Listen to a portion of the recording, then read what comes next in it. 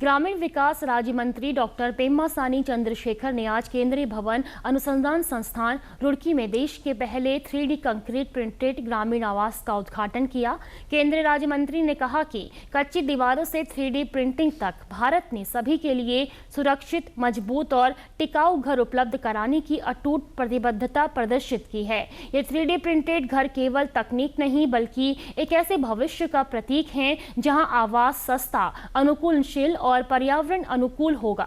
CBRI के योगदान की सराहना करते हुए उन्होंने कहा कि संस्थान ने 250 क्षेत्र विशिष्ट आपदारोधी आवासीय डिजाइन तैयार किए हैं। इस दौरान उन्हें भवन निर्माण से जुड़ी उन्नत रिसर्च, सुरक्षा उपाय और आपदा प्रबंधन संबंधी तकनीकों की जानकारी दी गई। वैज्ञानिकों ने केंद्रीय राज्य मंत्री को एक विशेष फायर सेफ्टी मॉडल प्रस्तुत करते हुए बताया कि अगर किसी बिल्डिंग में आग लग जाती है तो किस प्रकार आधुनिक तकनीक की मदद से तुरंत उसे काबू किया जा सकता है। वहीं केंद्रीय राज्य मंत्री चंद्रशेखर पेम्मासानी ने इस पहल की सराहना करते हुए कहा कि CBRI द्वारा की जा रही रिसर्च न केवल भवन निर्माण क्षेत्र में क्रांतिकारी बदलाव लाएगी बल्कि आपदा प्रबंधन को भी और सशक्त बनाएगी।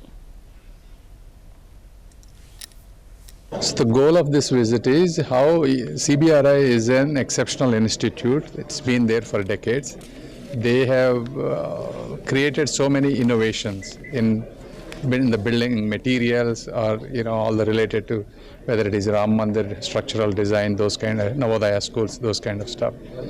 So how can we use their help to come up with scalable housing solutions? And in that process, we have been talking about, can we 3D print a house in a cost-effective manner? Cost is a major thing for a lot of the poor people. Government is giving, when you combine with Swachh Bharat, Manrega and Basic, it comes around total 1.7 lakhs. So can we build a 3D house within 1.8 lakhs was what we discussed several months ago, and they have designed one beautiful 3D constructed house within that cost. So that's why I came to see how it was done, and I gave some suggestions on what need to be improved, and it came out really well.